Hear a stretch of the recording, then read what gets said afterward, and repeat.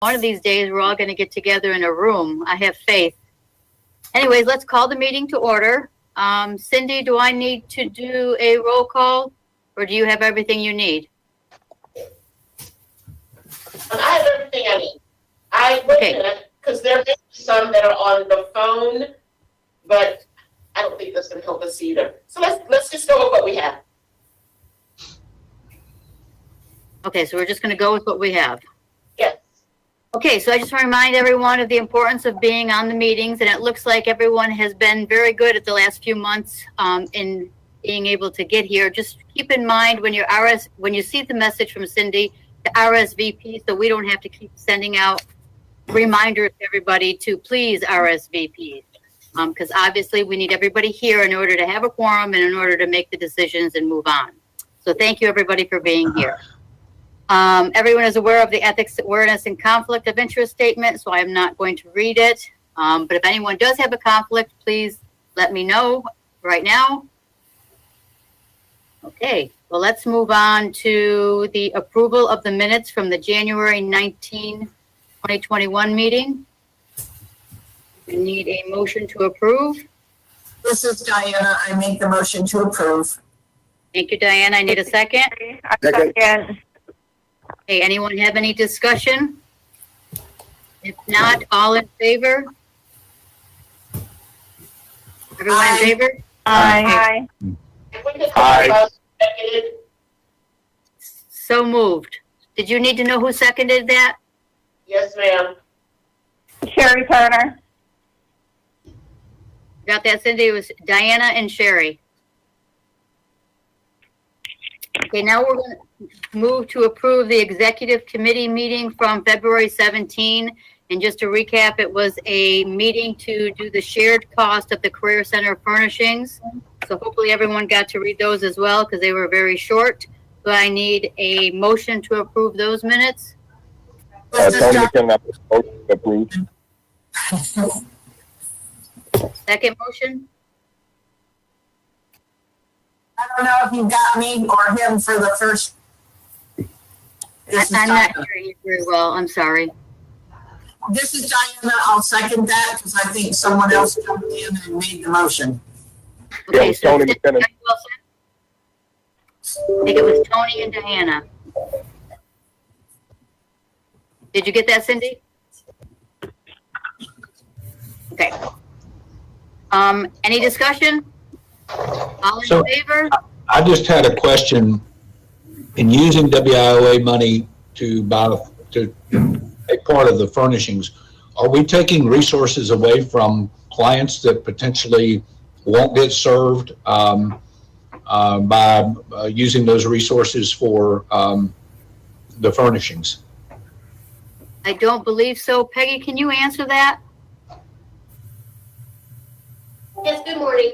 No, the WIOA funds, although they were not part of the original budget, we have identified infrastructure agreement funding that can be used that will not impact participant costs. Because I know in some cases, I know that one division here got notified that there were not resources available to make commitments for the remainder of the year. That's why I asked that question. That is not the case. We do have funding available to assist. Great. Mark, does that answer your question?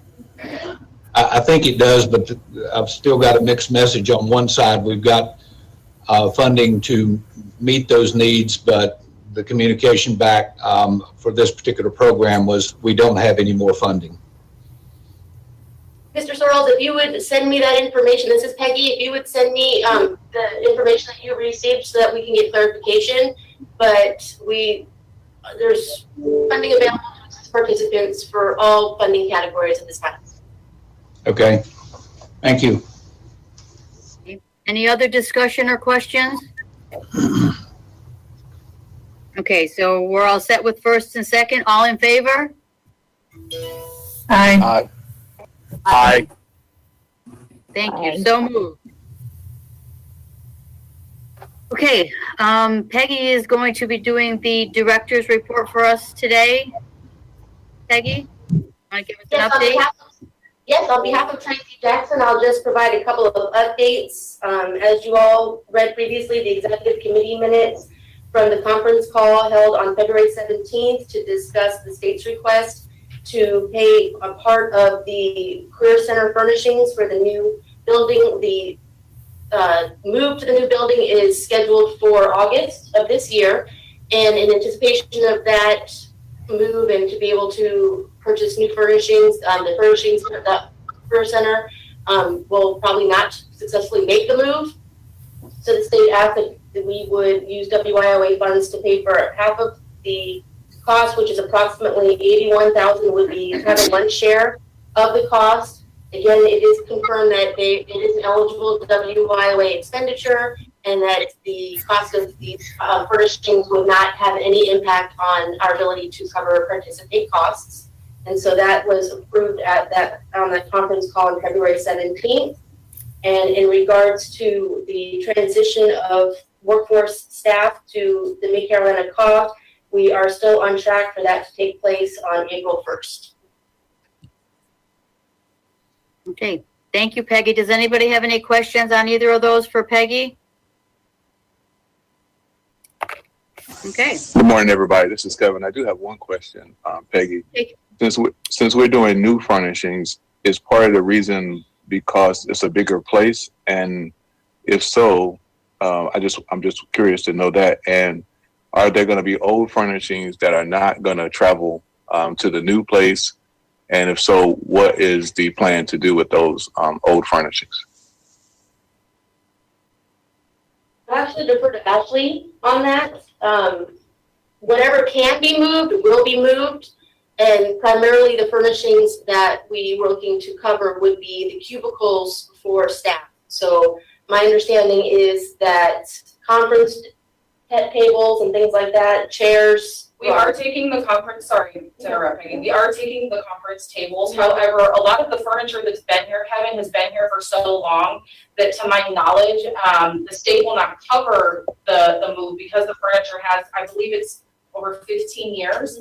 And although the center is bigger that we're moving to, there's not as much usable space. So the cubicles are not going to be as big. The desks that we have now are actually not going to fit into the new cubicles at the new building, which is why we have to purchase new furniture. But we will take things like conference tables and chairs to cut down on that cost. Okay. And what about the second question? What are we doing with the stuff that we can't take with us? I believe, I hate to defer here, but John, where does the furniture go then? If I don't, you don't mind if I put you on the spot? No, I'm good. So we're currently working with our office on that furniture to determine what needs to take place with it. Sometimes the furniture can be taken and refurbished, but that's a totally different process. And then other times furniture is trashed because it is old, and we do have a lot of old furniture there. And then there's going to be an opportunity for possibly some of that furniture to be given out to some of agencies who might be in need, but that's still a process that we are working through, and we still got probably another month or two on that to determine just what will be surplus and what will be tossed. But as Ashley said, we have furniture in there, guys. We've been in the center since the 60s, and it would not surprise me if some of that furniture wasn't there in the 60s. So we are definitely in need of an upgrade of furniture, of new furniture, period.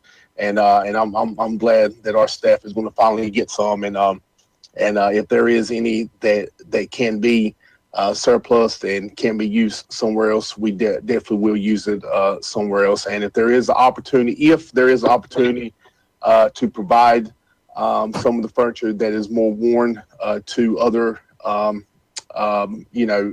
non-profit type things, we would definitely let you guys know. But that's definitely a process that we have to work out through our procurement folks. Hey, John, Curtis Brown. I've got a question about the makeup of the furniture. Is automation included in that, or is it just desk and the likes of that? Just desk and the likes of that. Desk, chairs, cubicles, tables. Yes, sir. Got it.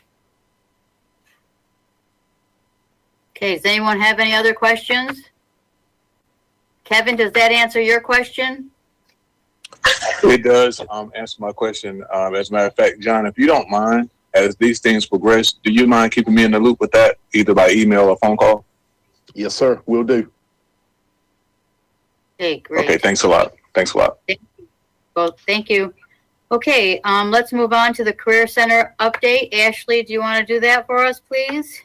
Absolutely. Thank you, Dina. Hello, everyone. I hope you guys are all continuing to stay safe and healthy. And happy March. I mean, it's been a year since the World Health Organization declared an official COVID-19 pandemic. We've spent the last year living behind a mask, hand sanitizer stuck to our hands, distance from our family, friends, the community, and really having to navigate remote work and making sense of what our new norm is. Despite the unprecedented turmoil, it feels like we're really beginning to see light at the end of the tunnel. The Career Center has continued to navigate and evolve throughout everything. And while it hasn't always been easy, as a system, we've stayed focused on the bigger picture. In the month of February, we held steady and served 1,100 customers. This means that our customers access us through an in-person visit, by phone or email to receive a service from the Career Center advisor. 33% of those customers that sought our services requested to see a specific career advisor that they'd previously been working with. 21% of the customers received unemployment recertification assistance, and another 21% needed access to our computer center or some kind of computer services in general. Not only does the center hold steady with foot traffic, but we've begun establishing a stronger presence virtually. Staying aligned with the rest of the world, the center has gone virtual and we're strategically transitioning our services and resources online. There were 5 workshops held in the month of February. We facilitated a financial literacy workshop, 2 resume assistance workshops, a Bring Your A Game workshop, and a Finding Your Niche workshop, with a total of 40 registrants. The Career Center is still finding our strength in the facilitation of hiring events. The more that we continue to execute them, the tighter our processes become, and we're able to ensure success for both the business and the job seeker. The Career Center held 3 hiring events in the month of February and 2 in the month of March. We've held 2 events for Cape Fear Valley Health, 1 for Cintas, 1 for Dansens, and 1 coming up for Mount Air. Collectively, we were able to help employ over 37 people. Currently, as we speak, the Career Center is facilitating the 2nd hiring event for Cape Fear Valley, and we've received over 131 registrations through our Eventbrite platform. And we're truly excited to support the needs of Cumberland's businesses and citizens that desperately seek reemployment. While the center has been busy meeting the needs of our customers, the contractor saw the need to prioritize program efforts to improve those services at the center. Victoria Gray Allen will continue as our project manager, but will be focusing her expertise on the youth and young adult program. Nicole Carr is the program manager for the adult and dislocated worker services, maintaining the achievements there while allowing Victoria to elevate the youth services program. Two Hawks' intent for the strategic realignment is to provide Cumberland County with quality programs while ensuring the services are delivered to our customers in an effective and productive way. Lastly, if you will flip to page 4 in the board report and take a look at the Career Center numbers, you'll see the section at the top that is titled Gardner Kaiser Performance. In all 3 sections, Q2, Q4, and median earnings, while we did not meet our goal, we have improved since the last reporting, and we continue to make strategic changes with staff so we are able to meet those goals. This means following up with our customers. It means providing guidance to them when creating a resume, which is ultimately going to set the stage for a stronger interview and hopefully lead to a job offer. The Career Center is always trying to think of innovative ways to be effective. The best way to stay abreast is to follow us on social media.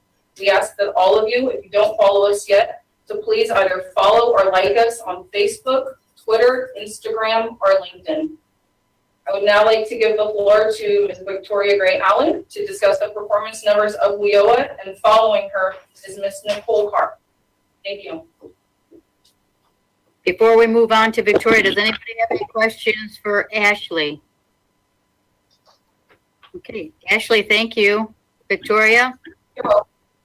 Good morning, everyone. Just to piggyback a little bit on what Ashley says, though we still have some ways to go, it is obvious we're making some improvement as I'm seeing more and more yellow and green and a little less red. So I can say that we're definitely plunging away and making some improvement in our numbers.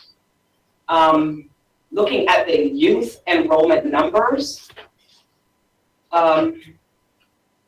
these numbers captured, is it the last one? February, up to February. Today, no, this was last. I know. So new enrollments for youth, we have 20 enrolled participants. I can actually say by the end of March, this number will drastically change. But for reporting up until, it says year to date, but this is up until early March. We have 20 new enrollments, 7 are enrolled in occupational training, 4 in work-based learning, and 31 youth served. With the adult dislocated worker, with the adult dislocated worker program, we have 133 enrolled, 97 adults served, 94 dislocated workers served, 45 finish line grant served, 12 enrolled in work-based learning, and 101 in occupational skills training. On reporting on the youth program, the long-awaited financial fitness part 2 workshop, though it experienced some technical difficulties at the start, did not fail to deliver information so important to financial stability that even career advisors at the Cumberland County NC Works exclaimed that they have learned some things they must put into practice. With 40 attendees at the virtual financial literacy workshop on January 19th, the presenter, Mr. D'Angelo Watson, brought home the nitty-gritty of better money management, setting up your own LLC, and he talked about ways to generate an income during COVID-19 pandemic. Mr. D'Angelo is a native of North Carolina who received his bachelor's in computer science at North Carolina A&T State University, and shortly after graduating, Mr. Watson began his corporate journey, which did not take long, before he realized he needed to take action in becoming more financially responsible. Author of the Financially Fit Blueprint, a guide to mastering your personal finance, Mr. Watson sought to learn the tactics and best practices of personal finance, credit, investing, and business while building strategies and assisting others to become financially fit. Sponsored by the Cumberland County NC Works Next Gen Youth and Young Adult Program, the Financially Fit Financial Literacy Workshop was opened to all of Cumberland County residents, including youth and adults. Dean of Students, Ms. Brandy Abrams of the Alpha Academy in Fayetteville, North Carolina, had her 10th and 11th graders participate in the workshop, stating that she believed the workshop was instrumental to her students becoming better at managing their finances. Ms. Abrams further stated that the principal of Alpha Academy, Ms. Deborah McFall, called her and shared with her how pleased she was and that she too had learned from the presentation. We need more of this type of knowledge shared with our students to ensure a great future for our communities, Ms. Abrams stated. Open to Cumberland County residents, the workshop brought awareness not only to the Cumberland County NC Works Next Gen Youth and Young Adult Program, but also to NC Works as the faculty of Alpha Academy met with me one day later for additional information about our services that they believe would be beneficial to both students and parents of their school. Ms. Abrams reported that the State Superintendent of Public Instructions, Ms. Catherine Truitt, during her visit to the school on January 27th, met with and spoke with the entire faculty about connecting the families to Cumberland County NC Works. After learning about the programs that some of the students are already participating in, Ms. Choi further stated that the services of NC Works is vital and that the faculty must make every effort to connect the families who are underemployed, unemployed, and those who lack training and specialized skills to NC Works. Ms. Abrams shared that the local superintendent, Mr. Eugene Slocum, agreed with the plan of action and stated that he is grateful that Alpha Academy is already connected with NC Works through the Next Gen Youth and Young Adult Program. And he looked forward to a stronger connection through the parents and the caregivers. Financial literacy, a workshop that provides how-to information on budgeting, avoiding and staying out of debt, investing, and spending wisely, is now offered virtually every first Friday from 1 p.m. to 3 p.m. through the Cumberland County NC Works. So feel free to call or share this information. Others may call our phone number to register and obtain the virtual link for the workshop.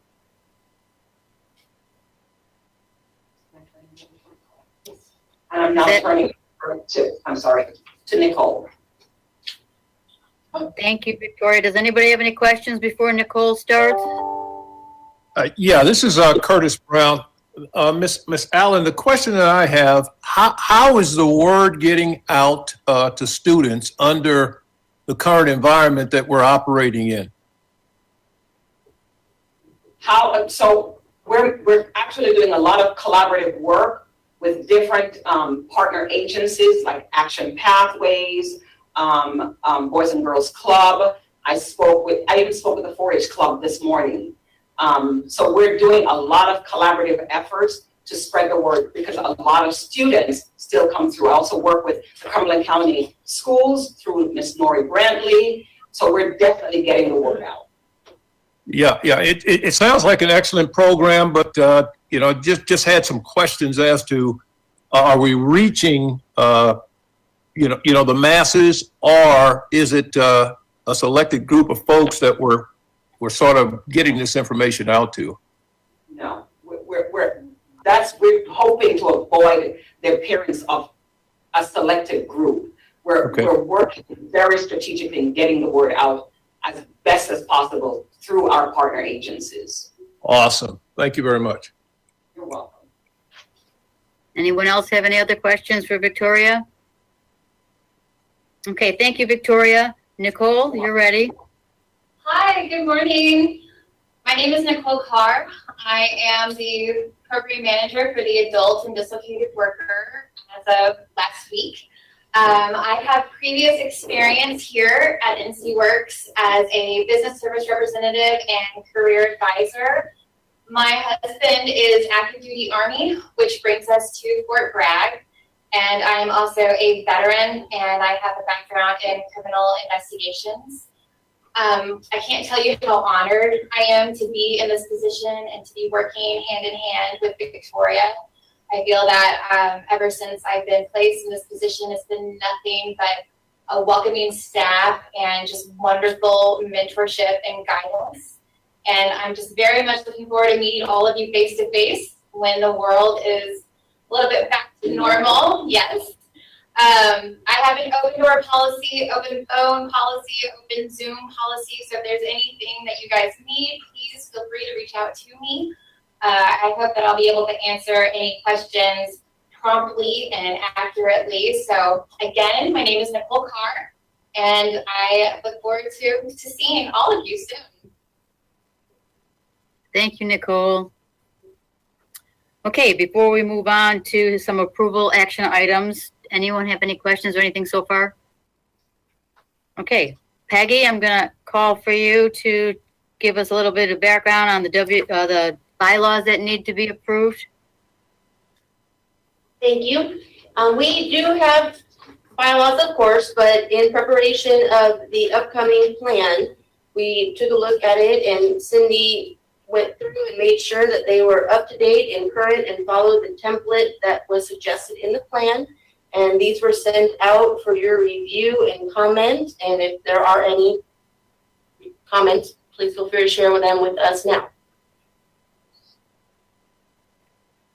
Anybody have any comments or questions on the bylaw changes or upgrades? Okay, if not, then I'm going to ask for a first motion to approve. This is Diana. I make a motion to approve. I need a second. Curtis Brown, motion is second. Okay, Diana and Curtis, thank you. All, any other questions? If not, all in favor? Aye. Aye. Okay, so moved. Thank you. All right, and Tamara, how about you talk about the eligible training provider requests we received?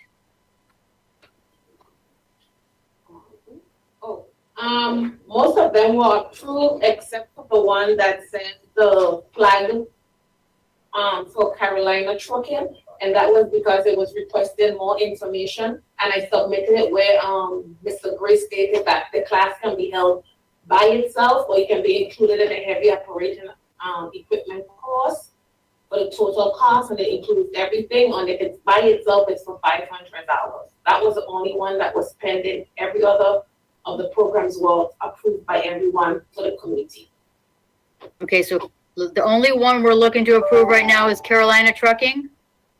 For the flag position, the flag. No, which ones are they approving right now? Oh, all of they said all of them. Dina, they're actually going to be approving all of them All with of them. the exception of the traffic control flagger, which needs to go back to the committee for approval or decision. Okay. Okay, did everybody get a chance to review those? And do we have any questions on the approval of the eligible training providers?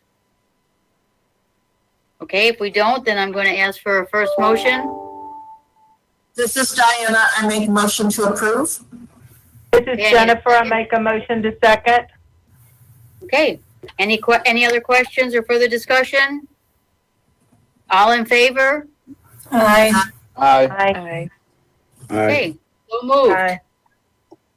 I think that concludes our meeting. Does anybody have any questions or comments?